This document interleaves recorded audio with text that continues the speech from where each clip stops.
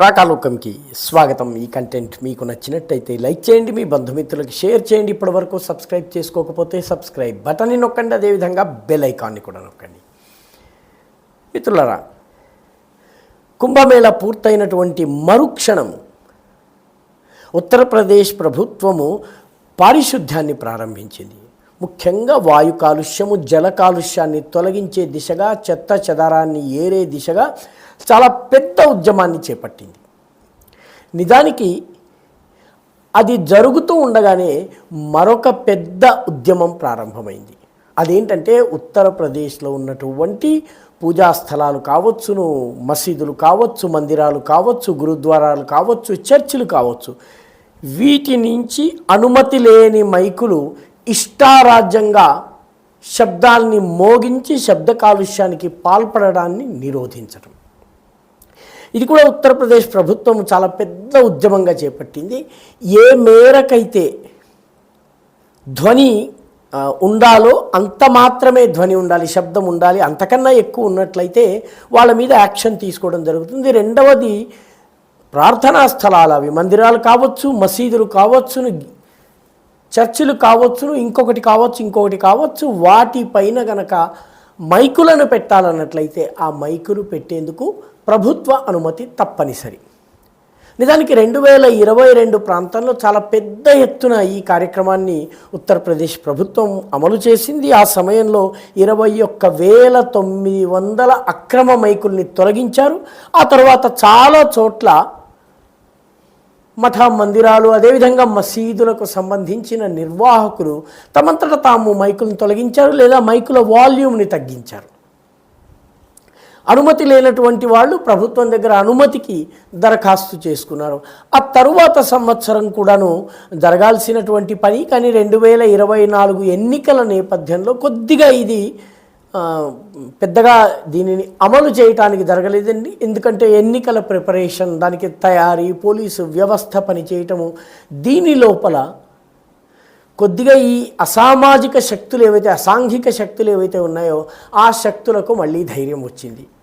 యోగి ఆదిత్యనాథ్ ప్రభుత్వం ఏదో ఒక సంవత్సరం చేసేసింది, 21,900 మైకుల్ని తొలగించింది, ఆ తర్వాత నిద్రపోవడం మొదలుపెట్టింది. కాబట్టి మళ్ళీ పెట్టుకోవచ్చు అని చెప్పి చాలా పెద్ద ఎత్తున మళ్ళీ అక్రమ మసీదుల మీద మైకుల్ని పెట్టడము,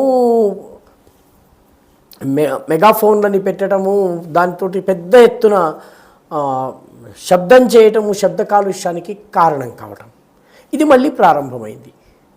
చివరికి ఏ స్థాయికి వచ్చిందంటే, రంజాన్ నెల కాబట్టి శ్రద్ధాళువులని మేల్కొల్పే పేరిట వాళ్లను ఇఫ్తార్ విందుకి హాజరయ్యేందుకు, లేకపోతే తరావీ నమాజ్ చదివేందుకు, ఈ రకంగా పిలిచేందుకు వీధిలో ఉన్నటువంటి ఎలక్ట్రిక్ ల్యాంప్స్ అన్నిటికీ కూడా మైకులు పెట్టేయటము, అక్కడ ఏ చెట్లు గిట్లు ఉంటే చెట్లన్నిటికీ కూడా మైకులు పెట్టడం, ఇది చాలా పెద్ద ఎత్తున ప్రారంభమైంది. దీంతో ఇప్పుడు ఉత్తరప్రదేశ్ ప్రభుత్వం చాలా కఠినమైనటువంటి ఆజ్ఞలు జారీ చేసింది. అదేంటంటే, అనుమతి లేని మైకులను జప్తు చేయాలి. ఆ మసీదు నిర్వాహకులు, మందిర నిర్వాహకులు ఎవరైతే ఉన్నారో వాళ్ళ మీద యాక్షన్ తీసుకోవాలి. అనుమతి తీసుకునేందుకు అప్లై చేసినట్టయితే దానికోసం ఒక ప్రత్యేకమైనటువంటి హెల్ప్ లైన్ని పెట్టారు. వీలైనంత త్వరగా ప్రాసెస్ చేస్తారు. ఏప్రిల్ 20 నాటికి ఒక స్టేటస్ రిపోర్ట్ని ఇవ్వడం జరుగుతుంది. ఈ స్టేటస్ రిపోర్ట్ ఆధారంగా మే నెలలో చాలా పెద్ద ఎత్తున యాక్షన్ ఉంటుంది. గతంలో లాగా 21,000 అక్రమ మైకులని తొలగించడం జరుగుతుంది. ఇది చాలా పెద్ద కార్యక్రమం జరుగుతుంది. ఇప్పటికే యోగి ఆదిత్యనాథ్ ప్రభుత్వపు కఠినమైన ఆదేశాలను చూసి చాలామంది సొంతంగానే ఈ మైకుల్ని తీసేస్తున్నారు.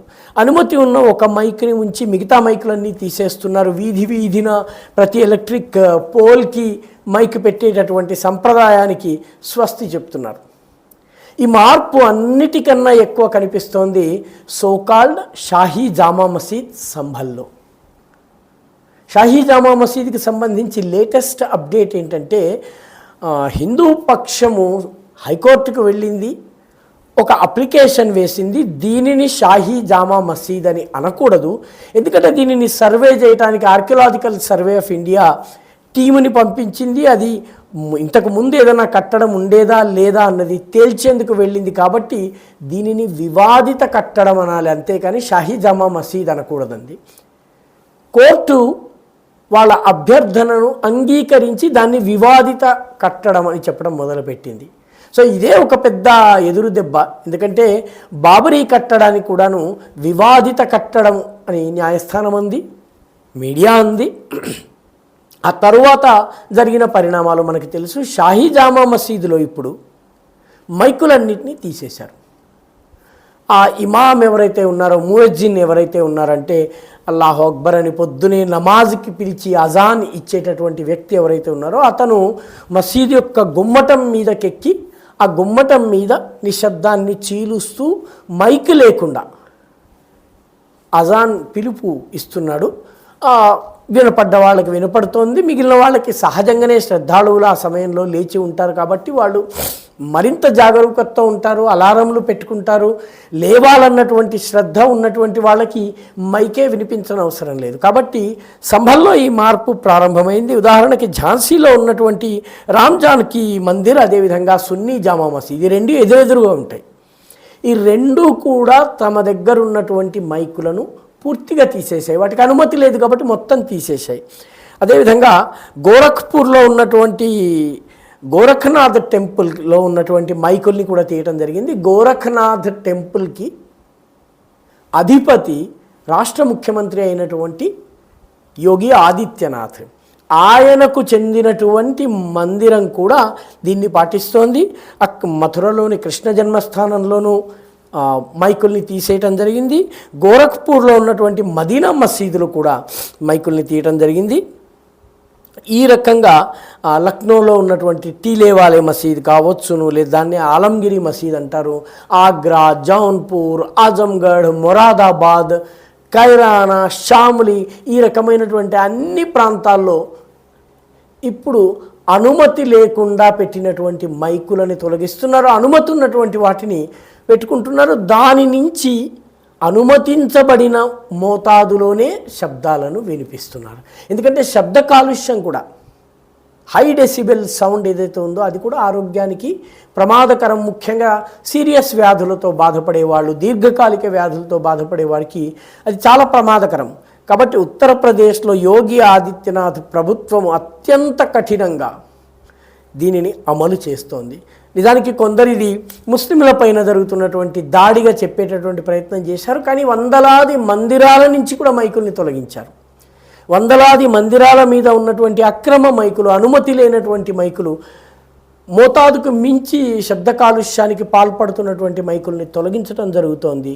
కాబట్టి కుంభమేళ కాగానే జల, వాయు, ఆ తర్వాత భూ కాలుష్యాన్ని తొలగించేందుకు ఏ రకంగానైతే పెద్ద ఎత్తున ఉద్యమం నడుస్తుందో, శబ్ద కాలుష్యం విషయంలో కూడాను ఈ రంజాన్ మాసం ప్రారంభమయ్యే సమయానికి రాష్ట్రమంతా చాలా పెద్ద ఎత్తున కార్యక్రమాలు ప్రారంభమైనాయి.